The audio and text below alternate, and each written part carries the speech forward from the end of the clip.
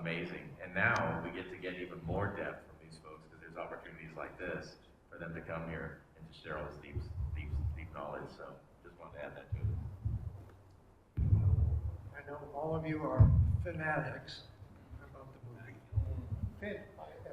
Fanatics. I don't know how many people know that the movie was up for an Academy Award, Oscar, for Best Picture that year, '75. We came a long way. Or Spielberg did. Who knows what won? Who was that? Who was that? 135.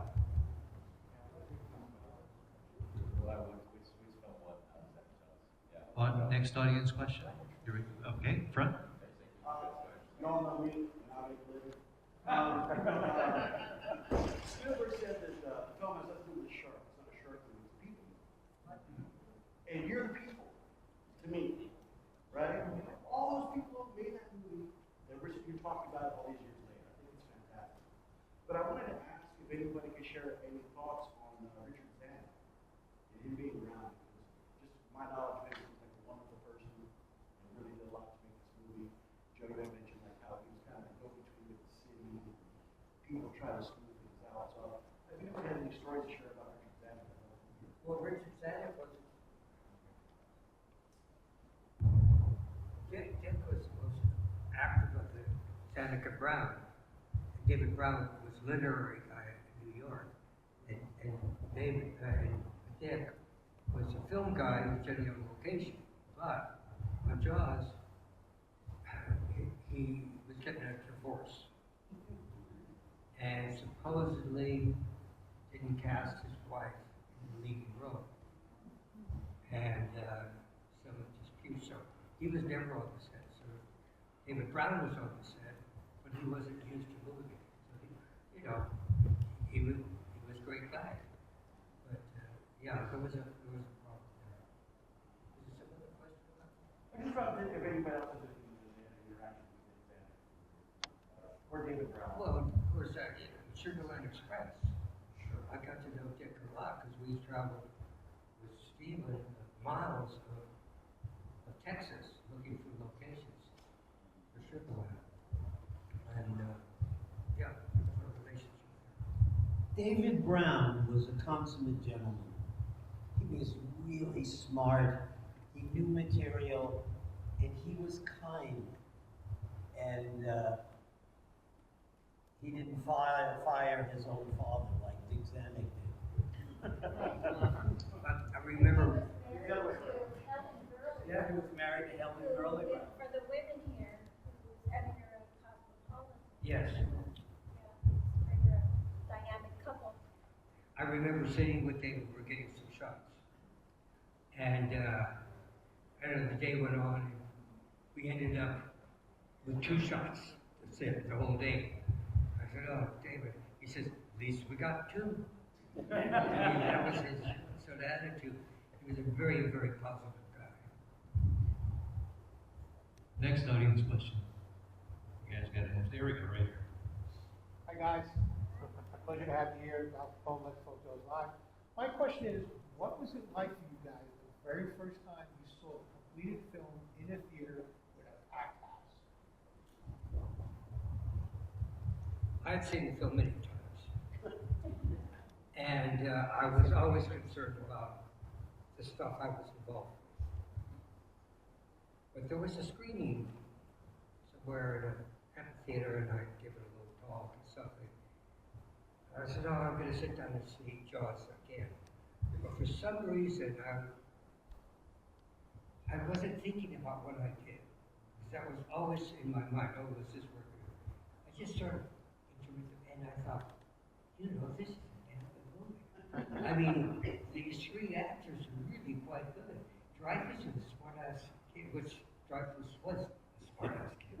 And Shaw was an English actor and sort of reserved, but he was in control.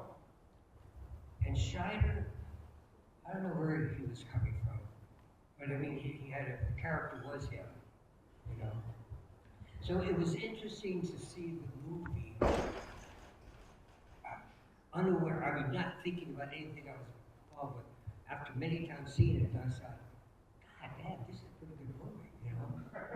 Because when you work on a picture, you're so involved in it, you know, just sit back and say, okay, oh, like first guy, oh no, I'm worried about the set, or there's something I'm worried about this. But that one time, I thought, wow, God, the relationship between those three guys was really, really good. And it was magic to watch this movie with an audience. We used to have a friend who was an usher who let us in every night before Ben Gardner's head pops out of the audience. I mean, literally, this is not an exaggeration. You saw popcorn, you saw soda go up in the air, people screaming, and the whole audience rearing back. And how many movies have you ever seen that affects everybody in that room? It was unbelievable. People now come in with babies, 3 and 4 years old, and I said, hey, have they seen this? And they go, oh, yeah. I said, I should call social services on you. This is not good. You know, you want to talk about social services? You know, Wait, can I add something to that? Because when Ben Gardner's, that scene was actually filmed, oh, sorry. Joe, you can attest to this. Wasn't that filmed in Verna Field's pool? Yes. Because the original filming of that, something went wrong in the transportation, right? Yeah. And then, so it had to be redone in the editor, Verna Field's swimming pool. So if you can imagine that head where you're talking about pops out, which freaks everybody out, was done in a pool. And then also they messed up the sound, and I had to go in and loop my part again. So what you're hearing is what I looped later on. When we got to, the film was brought to LA and was finished. So that was not me actually on the beach. It was me in the studio looping what I did before. Sorry to take that away.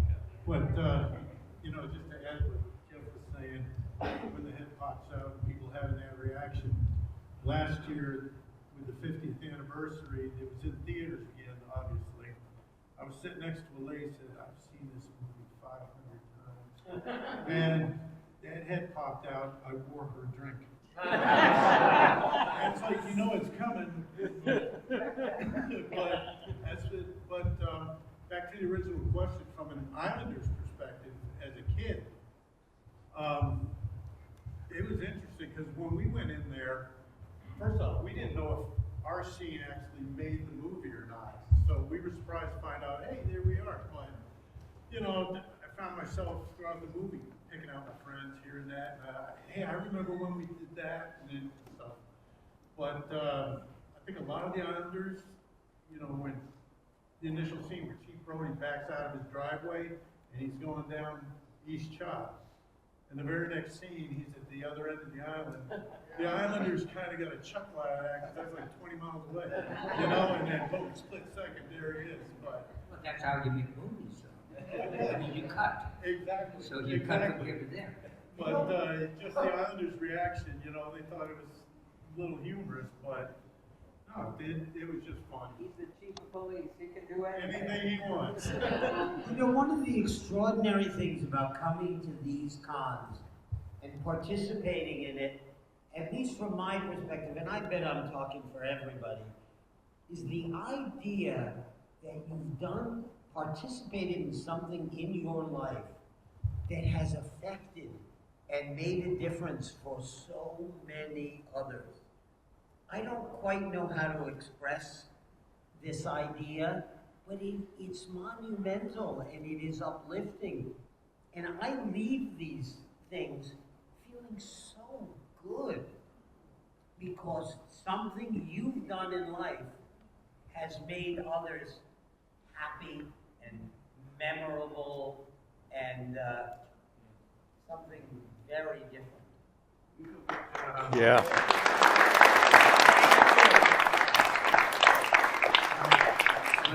When we got back from shooting Jaws, we were not received well. We were over budget, over schedule, spent too much money. And so it was just this dumb shark movie, cost a lot. Then we had a screening, and an audience screening. Lou Wasserman and Sid Sheinberg and the heads of the studio were sitting behind us. And they thought, the thinking was, people are gonna laugh at this dumb shark. And they really felt that. So, when that scene with Schreider, the head comes up, people scream. And the executives, oh my God, I think we got to import. They were going to show they were going to release 6 theaters. Because they got it done. And when they saw the film and the people in the audience screaming, they said, we got to extend this to 450 or whatever. So it was a big surprise to a lot of people. And it was not received well until they started to screen it. And then people said, oh my God, this is a pretty damn good movie. Okay, yes. Some of those early screenings didn't include the score either, right? What? Some of the early screenings did not include the score yet. They hadn't put the John Williams score on it yet. Well, I know, how do you make a movie without the script? John Williams' score. Yeah. Well, you know, we didn't screen that to public without the score. We had dailies, and we saw that. And when John Williams would talk to him, and I remember saying, 2 notes, John? What? 2 notes. Da-da, da-da. He's a crazy guy. He's really great. The lady right here, please. The men who were children in the movie, how did your friends react?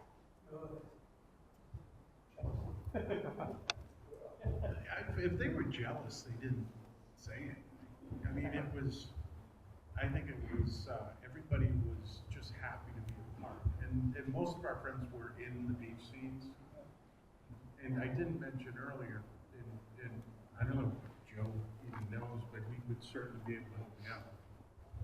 I don't know if our part wasn't just thrown in there as a filler because the shark wasn't working.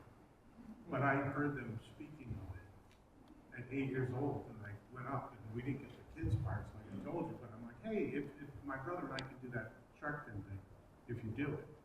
Were you allowed not to say anything before it was released? Did you have to keep it to yourself that you were in it? No. It was there's no non-disclosure. We had nothing to tell. I mean, we didn't know whether we would be there.